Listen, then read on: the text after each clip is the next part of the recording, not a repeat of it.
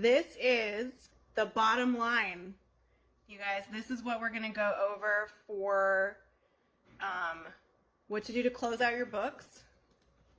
To log into my other Facebook to share it, and then hopefully it'll work. I'm going to try to have my phone and my computer open this time so everyone can see it. Let me see. How do I find my thing and share it?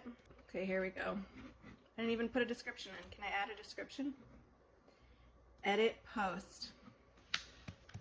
What to do to close out your books for the year and 1099s. Because I know everybody has questions on 1099, so we're going to go into it in depth. I'm going to first share it into the Wealth Dynamics group, because that's where it's supposed to go. Oh, good. Hi, Nano. Can you share it for me, too? Okay, share to a group. Wealth Dynamics. Here we go. The bottom line. All right. And I'm going to have the computer open as well so that I can actually answer you guys' questions. Okay. Good. Oh. Po Chung Chen is watching. Awesome. Love it. Lexi's watching. So Lexi's in. Are you logged in, Lexi? I think she is. Okay, awesome. So I'm going to start talking in a minute. Nano, did you share it for me on your page too? Jerry's probably going to join in a second. Awesome. Okay, is this going to show me all of my comments? We're going to test this out. We're testing this out. And also, guys, I realized I looked half dead in my last Facebook Live. So this is my second Facebook Live. And if anybody is wondering, MAC Ruby Woo lipstick, because it's the way to go.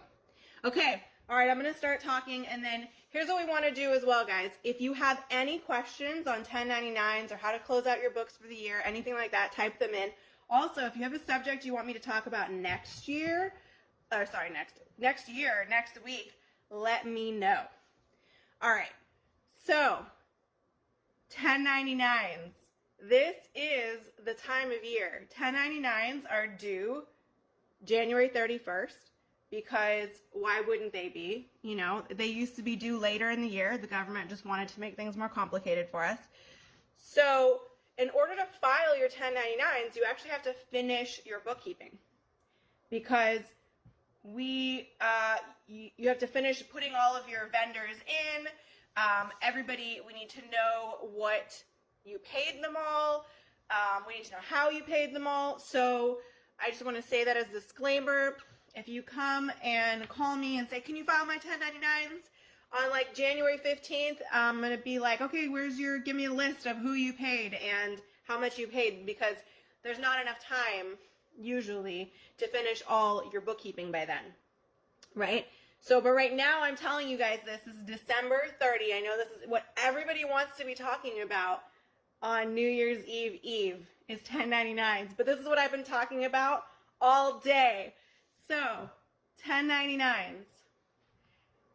Oh, good. Hi, Lexi, you're in. It has a lag, but I don't know if you said that earlier, but I just saw it.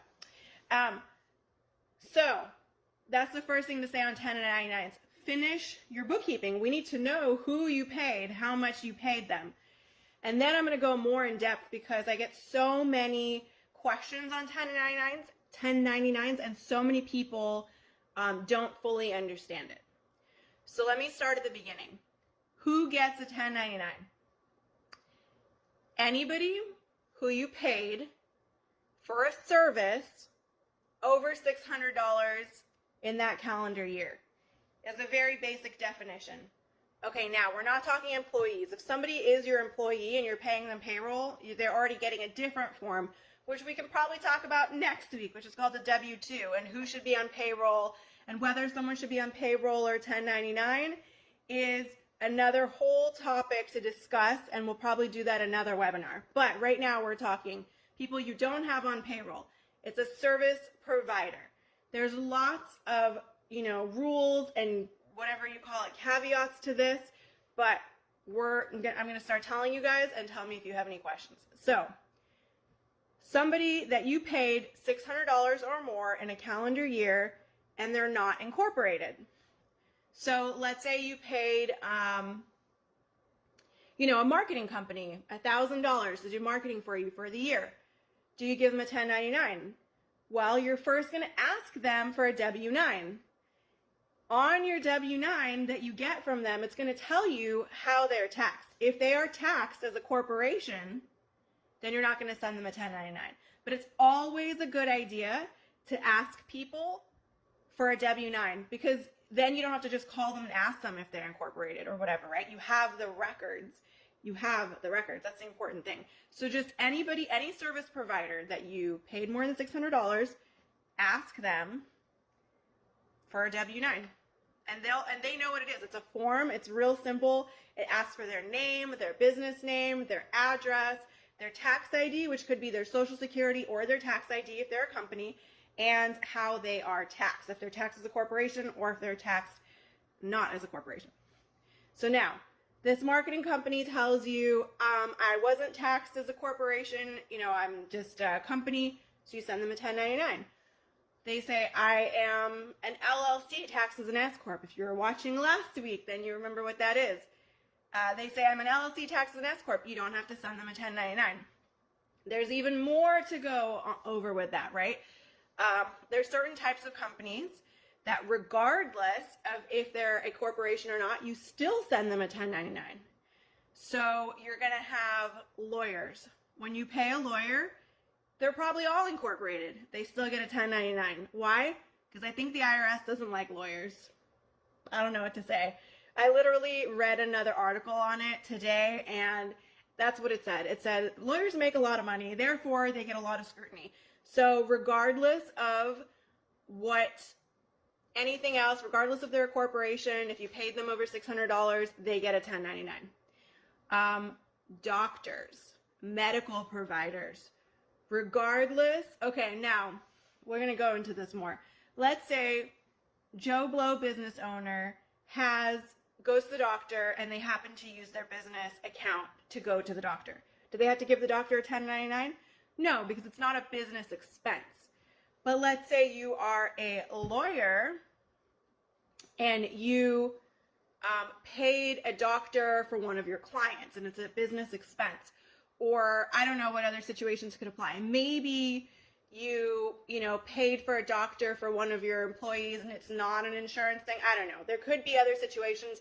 The one I've seen the most is when it's an actual attorney, a lawyer, and they are paying for one of their clients to go to the doctor to get a medical opinion or to be a expert witness or something like that. So the doctor's always going to get a 1099. The hospital's always going to get a 1099, any medical provider, regardless of if they're a corporation or not. Because that's how it is. This specifically probably doesn't apply to most businesses. It really applies to law firms, but it could apply to your business. It could apply to you, so I'm going to say it anyways. Okay. What else? There are lots of rules on 1099s. It's honestly, unless you're only sending out like one, it's probably in your best interest to hire a professional because there's a lot of rules. So here's another rule on 1099s. You don't 1099 anyone who is paid by a third-party payment solution, which I know it seems kind of complicated because even banks are third-party payment solutions, but that's not what it means. What it means is anybody that you paid by credit card, let's say. That's the biggest one. And the reason for this is that credit cards are going to send their own 1099s to anybody who they paid over a certain amount of money, which is probably changing right now. I think Biden's changing some rules on what that amount of money is. It used to be $20,000. I think he's changing that to $600,000. I don't know if that passed or not. I will find out more. But right now, credit cards send those 1099s out. So there's lots of kind of other ones. What about PayPal? Okay. If you use PayPal, friends and family, that's considered that you paid them directly, so you have to send a 1099. If you used PayPal, not friends and family, you use the business section of PayPal, then PayPal will 1099 them. Sometimes people pay their vendors through Venmo, Cash App, other things like that. Most of the time we're using a personal version, which you really shouldn't be using for business, but I understand it happens. You have to 1099 them. That's just considered the same as paying them by cash, debit card, check, ACH. You send a 1099. All right. So I think I have now pretty much gone over everything that gets 1099'd. Okay, one thing that does come up a lot, feel free to write any questions, guys, because I know this is a subject people ask me a lot of questions on. Sometimes I send people a list of, okay, these are the people we need W-9s from, so we can send them your 1099s, and they go, oh no, that person's not my contractor, I just bought a service from them. Bingo, bongo, you bought a service from them. They are a service provider, you 1099 them. You used a photographer for your business, you 1099 them. You used an editor for your business, you 1099 them. You used a bookkeeper for your business, you 1099 them. So it doesn't matter if you've hired them as an independent contractor, let's say. Hire is probably not the right word, and you're going to, use them every week, every month, or if you only use them once, but you paid them $2,000, it really doesn't matter. So it's not the same as whether you've made some kind of agreement of a contract or anything like that. It doesn't matter if they're your contractor, any service provider that you've paid more than $600 in a year. Now, what isn't a service provider? Starbucks is not a service provider.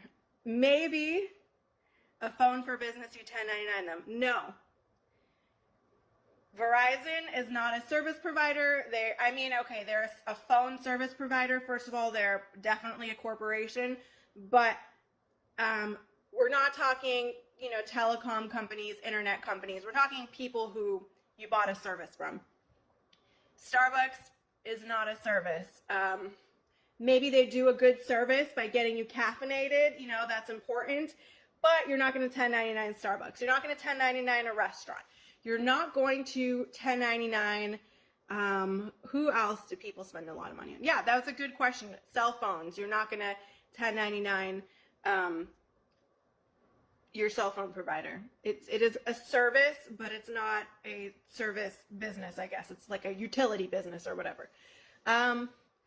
Let's say your office cleaner. If you have an office cleaner, you 1099 them.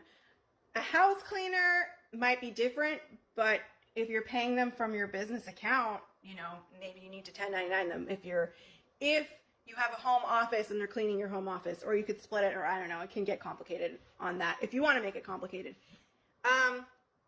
Okay, here's another. There's also other different kinds of 1099s, which I'm not going to go over all of them. There's investment proceeds and government refunds, all kinds of things. But let's say you rent an office building. Do you 1099 the landlord? Yes, they get a 1099. Right now there's, like I said, many different kinds of 1099. So you've got the main one you're going to use is going to be called the 1099 NEC, which is a non-employee contractor. I actually would have to look up what that, I might be making shit up. So I should probably just look that up, what that actually stands for. Non-employee compensation. There you go. I got that right now. Okay, so, but there's another 1099 called a 1099 MISC, which would have different kinds of compensation as well.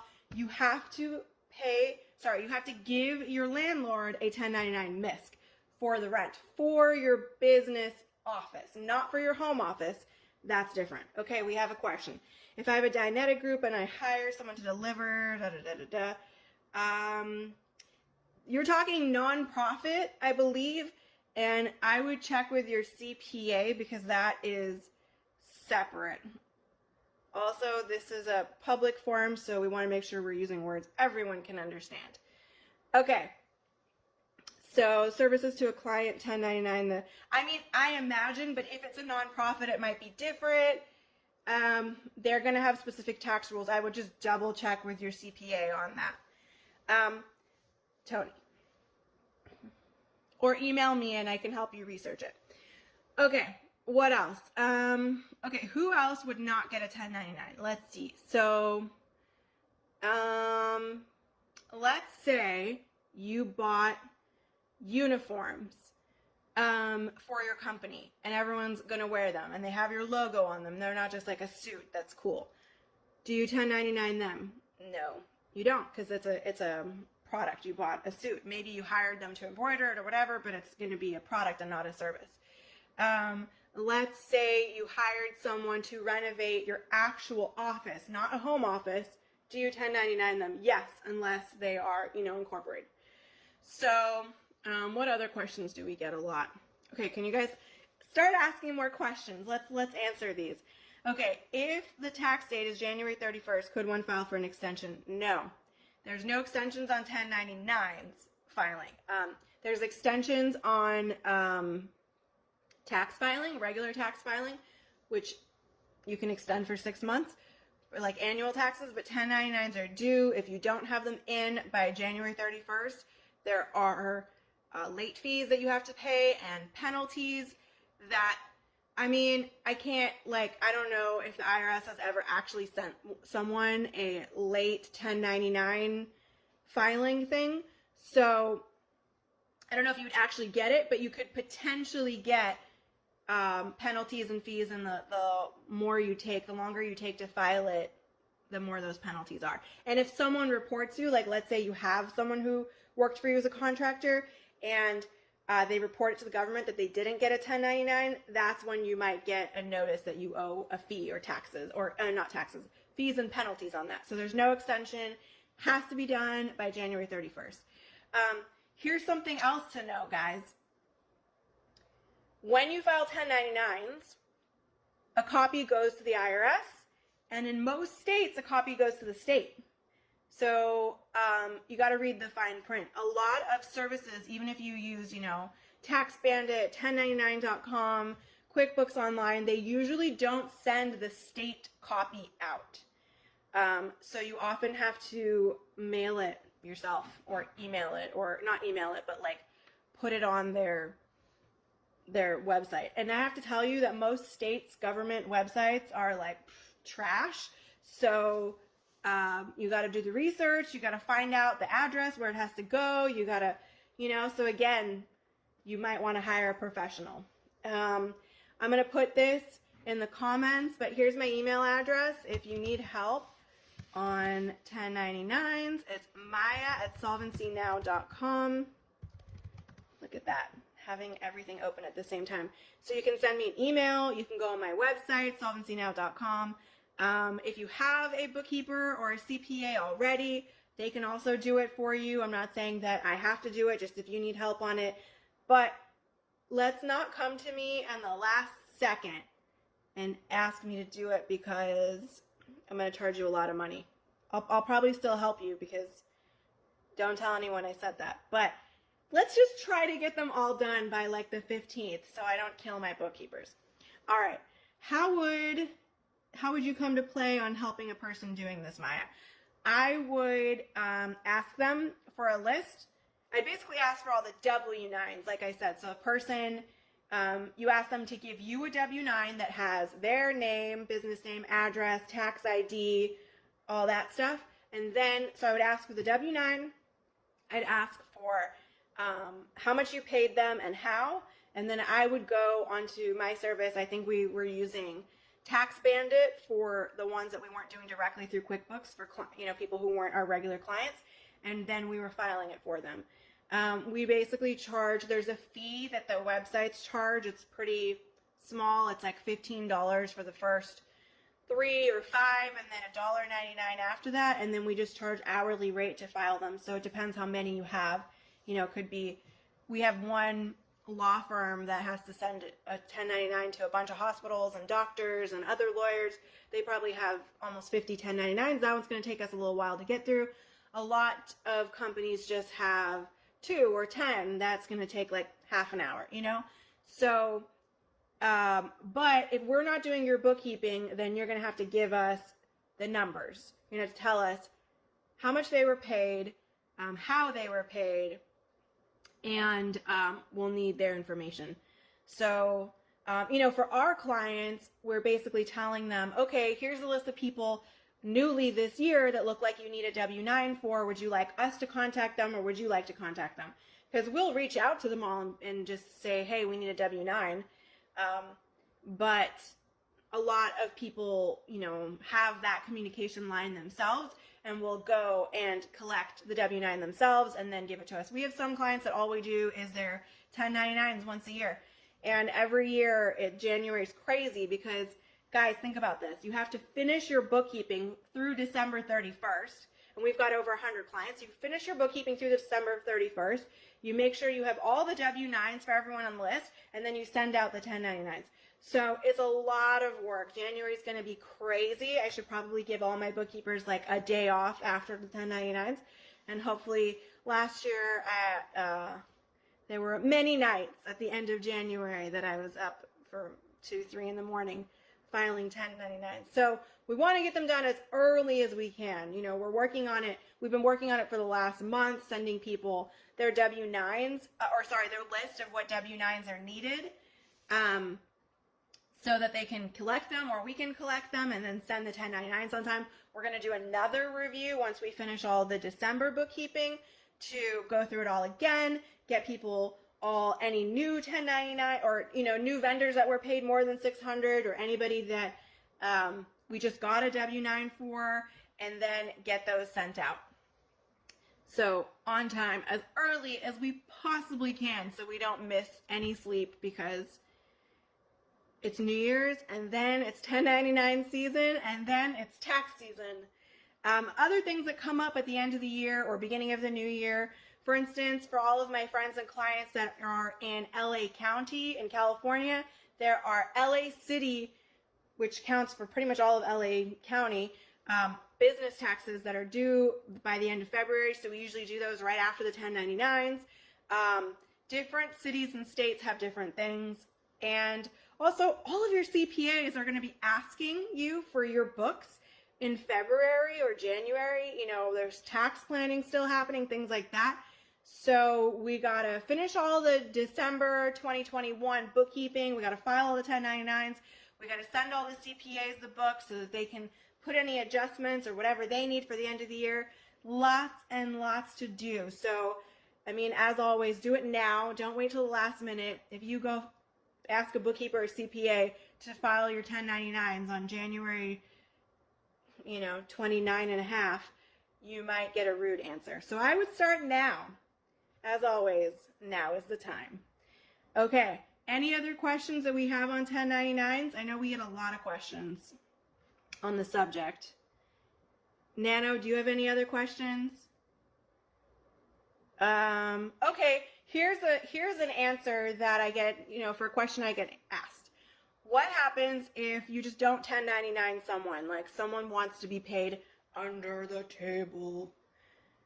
What happens? Okay, the IRS, if they found out about it, could decide that that person was actually an employee and now you owe all the payroll taxes on them. Dun, dun, dun. So I don't recommend it. I know people do this. They, get people working for them and they said, well, I promised I wouldn't 1099 them, or I couldn't because they're on unemployment, or guys, that's kind of tax fraud. It's really not a good idea. You are liable for their taxes as far as their, Social Security and their self-employment taxes. Hi, Ethan. Thanks, man. Yeah, hatting, 1099s. Watch the whole video. You're liable for those taxes now. You're liable for the self-employment taxes. You're liable for the Social Security, all these different things. So 1099 people do not agree to pay anyone without a 1099. And you know what I always tell my clients too? Anytime you get a new service provider, as far as, doesn't matter, they're a photographer, they're an editor, they're a marketing company, they're a bookkeeper, before you give them their first check, their first payment, get a W-9. Then you have it for the year. They know you're going to 1099 them.